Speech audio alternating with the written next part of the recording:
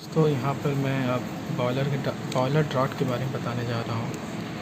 Boiler drought क्या होता है? देखो, बॉयलर ड्रॉट जो होता है इसका मतलब ये होता है जो ड्रॉट प्रोड्यूस होता है वो ड्यू टू प्रेशर डिफरेंस की वजह से होता है। प्रेशर डिफरेंस आप कहाँ पे डेवलप करोगे? ये चिमनी के अंदर करोगे। तो यहाँ पे जो बॉटम में जो प्रेशर होगा, आउटसाइड प्रेशर होगा, इसके डिफरेंस से एक ड्रॉट प्रोड्यूस करते हैं। जो प्रेशर डिफरेंस होता है उसे ड्रॉट कहते हैं।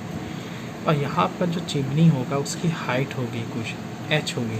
तो यहाँ पर होता क्या है कि जैसे बॉयलर से जो फ्लू गैसेस हम फ्लो करते हैं तो वो फ्लो गैसेस हम चिमनी के थ्रू जो है बाहर की तरफ हम फ्लो करते हैं। इसका यहाँ पे चिमनी का ज़रूरत क्यों पड़ गया? ऐसे ही फ्लो हो सकता है। देखो, जब फ्लो गैसेस अगर हम बाहर आउटसाइड करेंगे, कोई हाइट नहीं देंगे, तो क्या होगा कि आसपास के जो प्लांट होंगे, जो पावर सेक्टर होंगे, वहाँ पे ये पॉल्यूशन कर देंगे। क्योंकि आपको पता है जब कोयले के द्वारा जो एसेस निकलते हैं वो क्या होते हैं, उसमें सल्फ़र का कंटेंट रहता है, SOX के कंटेंट रहते हैं। वो हाईली जो होते हैं टॉक्सिन्स होते हैं। प्लस क्या होता है उसके वजह से कि आस पास जो होंगे ऐसे उसके फैलने से क्या होगा, वो बिल्कुल डार्क जैसा हो जाएगा एटमॉस्फेयर। तो हम क्या करते हैं, हम चिमनी पर एक रखते हैं जिसकी कुछ हाइट्स होते हैं। अब चिमनी के हाइट्स आपके 70 मीटर भी हो सकते हैं, 100 मीटर भी हो सकते हैं, 40 मीटर भी हो सकते हैं। वो चिमनी क्या करता है, ड्रॉट प्रोड्यूस करता है। ड्रॉट में क्या होगा, जो बॉटम में हॉट गैसेस का जो टेम्परेचर वो प्रेशर होगा वो आउटसाइड प्रेशर से ज़्यादा होगा।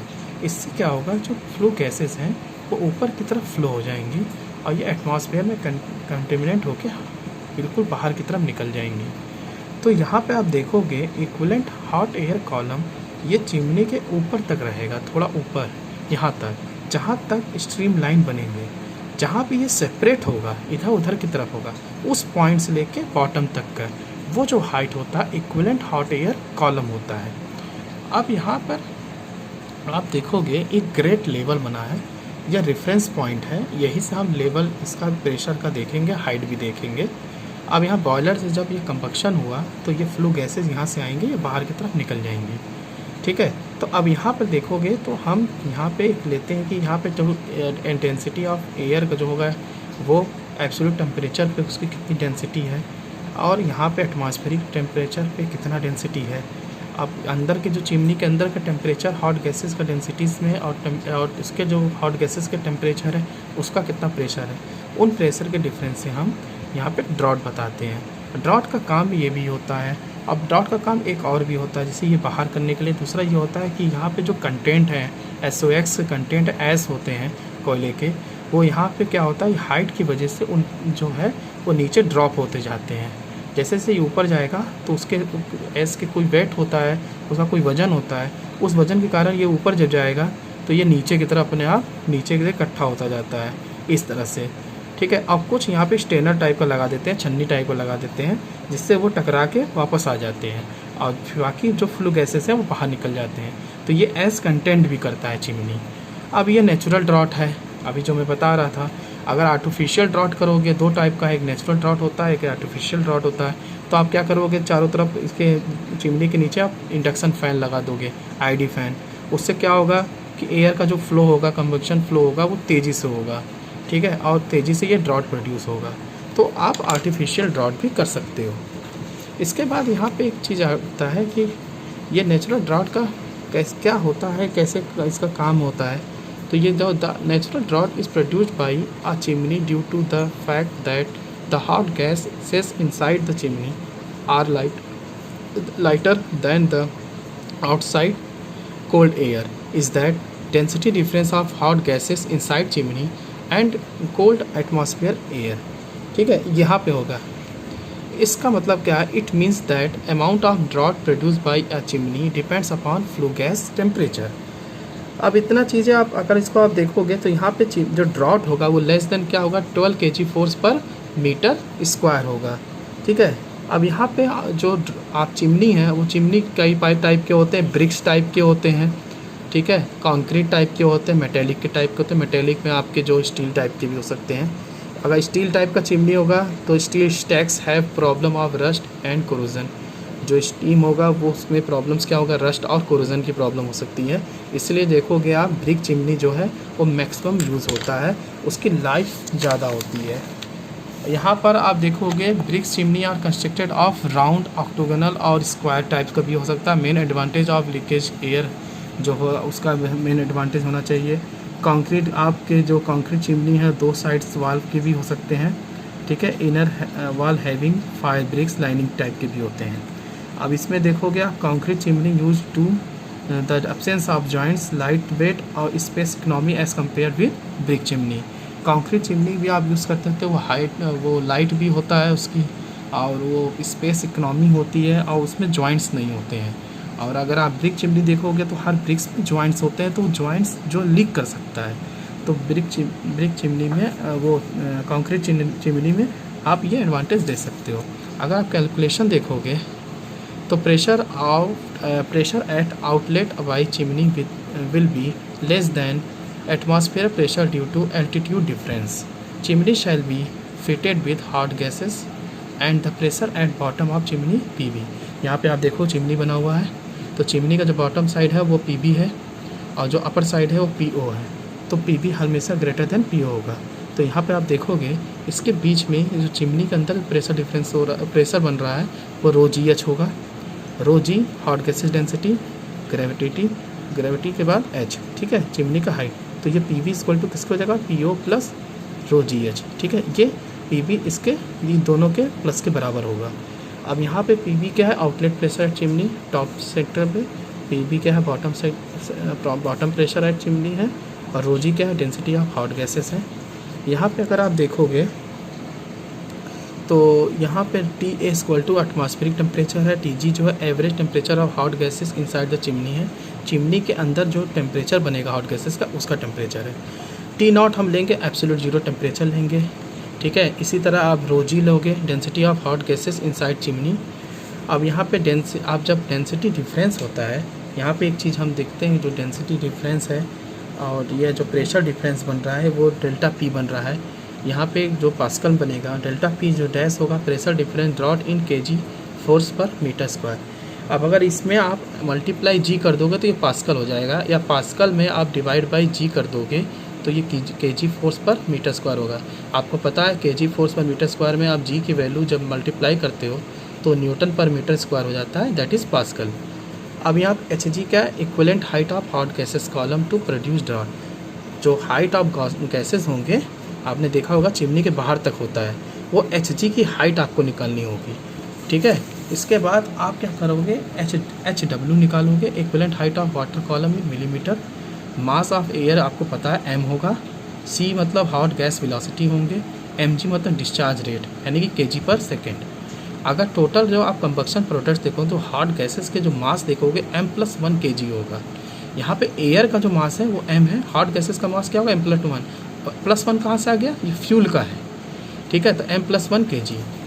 अब यहाँ पे आप देखोगे तो यहाँ पे एक चीज़ है कि जैसे यहाँ पे टोटल जो वॉल्यूम ऑफ हॉट गैसेस हैं एट TG इक्वल टू क्या हो जाएगा, volume of air supply TG, ठीक है। तो ये वॉल्यूम तो एयर का जो है बराबर होगा, जितना वॉल्यूम से एयर सप्लाइड होगा उतना हॉट गैसेस निकलेंगी। तो हॉट गैसेस का जो वॉल्यूम होगा वो TG के एट TG पे जो हॉट गैसेस का वॉल्यूम है और जो एयर सप्लाइड हो रहा एट TG पे है। अब यहाँ पे आप देखोगे चिमनी में 1 से 3 में आप देखोगे तो जो डेंसिटी ऑफ क्या होगा हॉट गैसेस की रो G है, और हॉट गैसेस की टेम्परेचर क्या होगा TG होगा।